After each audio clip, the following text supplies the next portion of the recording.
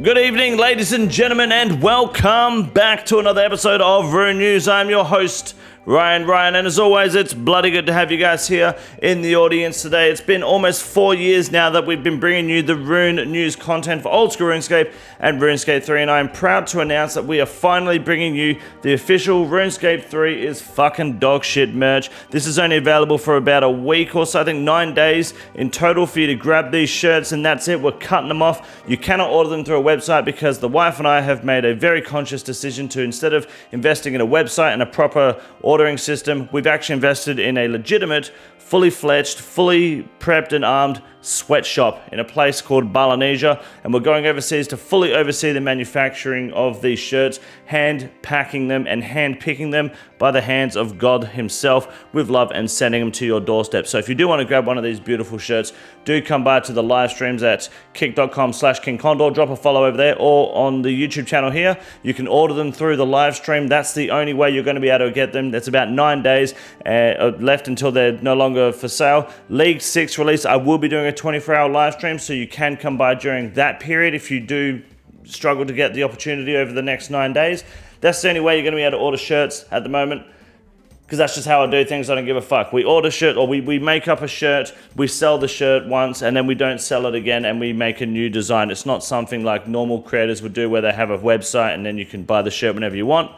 This sweatshop, we've got a little Ming Mong and a little Ching Chow over there, sewing away, working hard at this sweatshop. We want to make sure that we get them out nice and clean, do one big order, and then we send it off to you guys. The shirts are priced at about $50 each. That includes shipping as well anywhere in the world, so don't fucking stress about that. And it does smell like a sweatshop too when you receive the shirts. The King Game merch went fucking off its tits, and I'm hoping that this will do the exact same. Come by to the live streams, place your order, and I would greatly appreciate the support. You guys are fucking awesome. Now, last week I asked you guys who would win in a fight between Mr. Mammal and EVscape, and pretty much the only reason EVscape would win was because he was so fat that Mr. Mammal couldn't beat him. That was legitimately the only answers that anyone ever gave. So we're going to give the dub to Mr. Mammal because there was a lot more favor on Mr. Mammal's side there. So sorry, Jake, you've lost that fight there. Mr. Mammal is now the back-to-back winner at the moment for this content creator showdown that we do here, where fat idiots on the internet decide who would win. So now we're going to throw him up against Foe,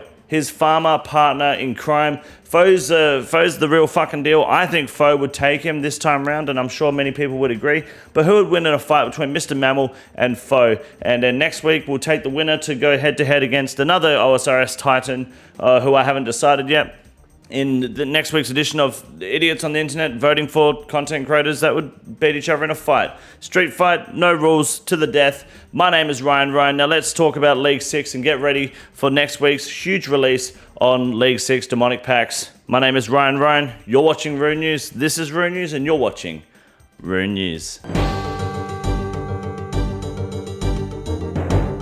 Now this week we do not get an old school RuneScape update. Jagex has said, nope. Next week you're getting League 6, so today we're taking a break so they can prepare for it. Totally fine, because it's one of the biggest launches in history. Usually we have 101 issues getting the game up and running, getting online. Hopefully next week it's a smooth launch and we can get straight into it. And I will be doing a 24-hour live stream where I'm absolutely fucking just sending this league to the moon. You're going to want to come by and check that out, because I don't think there's really anyone else in the content creator space that not only puts in the work and the hours that I'm putting in on this sort of content, but will be live streaming it and giving you the most high octane, high IQ opinions as possible. And I'm going to give you guys my plan now based on what I can see. I'm not going to go through what Leagues is. We know what Leagues is, and if you really don't know, you've been living under a fucking rock, because everyone is explaining it. All the videos I've been uploading has been explaining it. So we're going to go straight into, yes, you start in Valamor. Yes, there are fucking bosses. And yes, the agility starts in the Yamale, which is a whole new section in Valamor just for this league. Now, my regions that I'm deciding to pick, obviously you get Valamor and then Karamja shortly after 8 tasks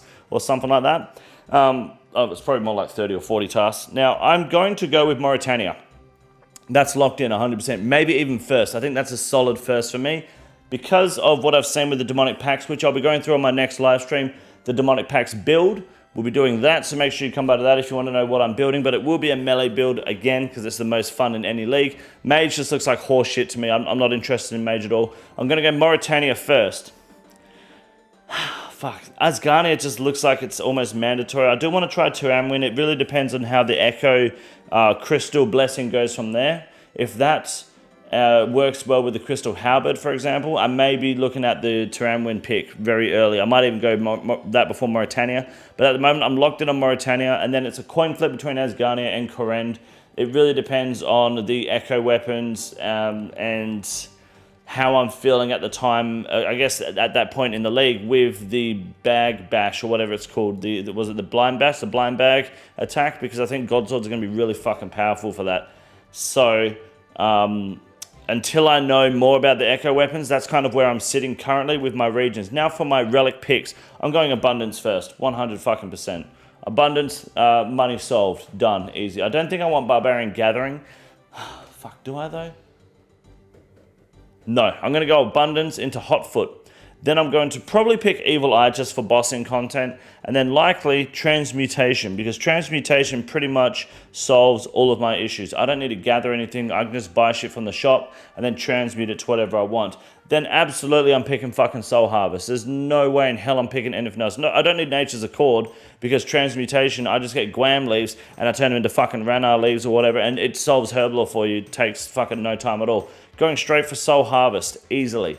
Now, I can assume that this relic is another teleport, and I think Evil Eye is going to be the play. However, for relic number 6, I'm not a big fan of Grimoire, never have been, never probably will be, and Culling Spree is kind of mid at best.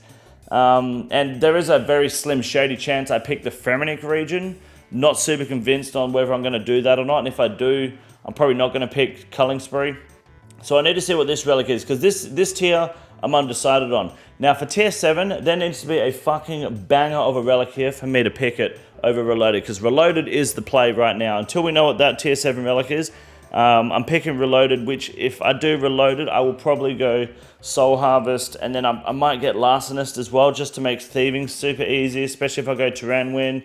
It speeds everything else up even more, I think, but it's so hard to say until these two relics are out in tier 6 and 7, and when that happens, I'll give you guys the update, especially on the live streams. Now, tier 8 is that's the sticky one. You got Flask of Fervor, Minion, and then question mark. I'd imagine that this will be revealed to us last. I think tonight's reveal was probably going to be the tier 3, 6, and 7 relic.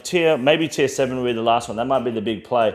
But tier 8, whatever that is, it's pretty much that or Minion, because Flask of Fervor, in my honest and highly educated opinion, is fucking shit.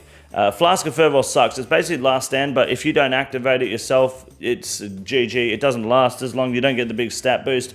None of these tier 8s work on Yama, of course, which we're assuming there's going to be some big Yama Echo fights to respec your skill tree and so on. But that Flask of Fervor, the fact that you have to manually activate that shit is garbage. I'll be taking Minion every day of the week, which then lowers the usage of Grimoire quite a bit, unless you want ancient spells, because you're not going to really need the RCS spellbook for Thralls because you got fucking Minions. So that's my play at the moment. Abundance into Hotfoot, Evil Eye, Transmutation, Soul Harvest, question mark, probably Reloaded into Larcenist, unless the other number 7 is fucking huge, and then Minion, unless it's probably going to be some special attack shit, or maybe not because of the way the skill tree is, what are they called, the demonic pack. So I don't know, but it could be Executioner's Axe maybe, but Executioner's Axe is, it's fun, but it kind of just wastes everyone's time. If you do group content, if you've got 2 people with Executioner's Axe, you just fucking cheese it and steal it from the other cunt, because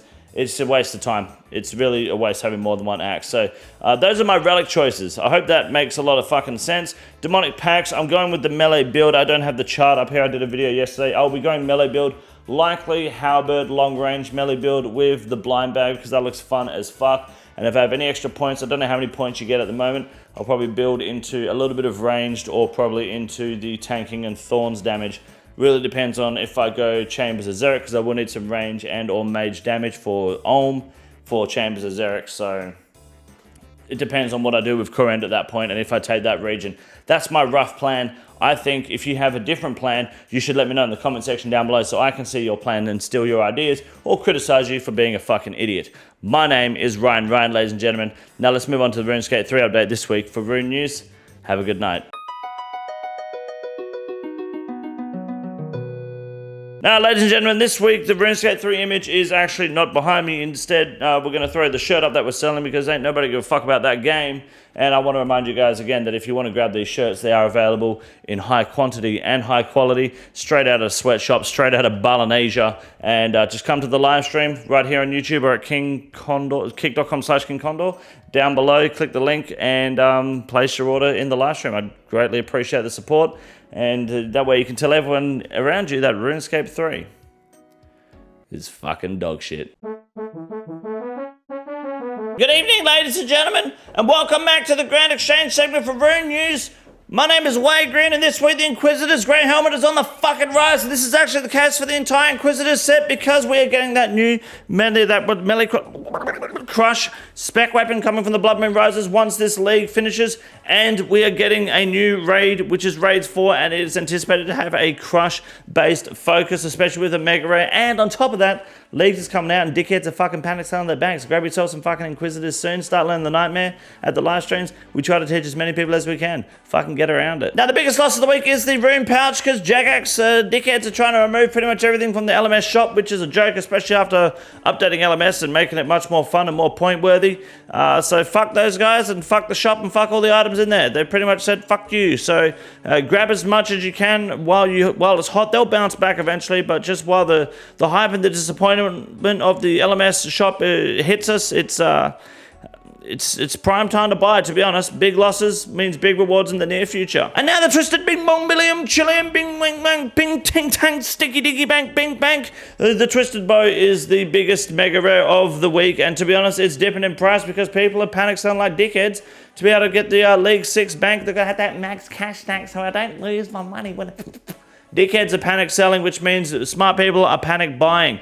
Get yourself a twisted Billington today and become a rich cunt tomorrow. Now, the Sawmill vouchers are back on the rise, and this is prime time to start buying the Sawmill vouchers. I highly recommend investing while you can because these are anticipated to gain about 4-5K in value per Sawmill voucher in the near future, especially with anticipated sailing updates coming very soon. Now that Jagax has fixed the sailing combat issue, they can finally move forward with the content, which means Sawmill vouchers are very fucking close to becoming super fucking useful and super fucking value, and bot farms are licking their fucking chops. So if you're sick of bots making heaps of money while you sit there scrounging for fucking pennies at the GE trying to get banana peels off your hat, it is time to go for the Sawmill vouchers. Time to start investing. Buy your Sawmill vouchers today. I anticipate them to be around 10,000 GP per Sawmill voucher at some point in the future. Mark my words, or unfucking subscribe. My name is Wade Green.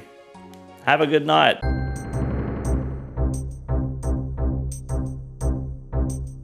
Now, we've got a very special Ironman moment for the week this week. It's the same cunt 3 times, and this guy's name's Hacksaw, and he's green logged all purple drops from all 3 raids. And this is just, the reason I've got all 3 of his images separately here is because I really want to solidify this fact to everyone in the RuneScape space that if you are useless at the game, if you are shit, and if you just get carried and pay for carries and beg people to fucking do raids for you rather than with you, and you just do absolutely fucking nothing, the most useless person in the game will have the most luck out of everyone in the game. The shitter you are, the more rewarded you are, because look at this log.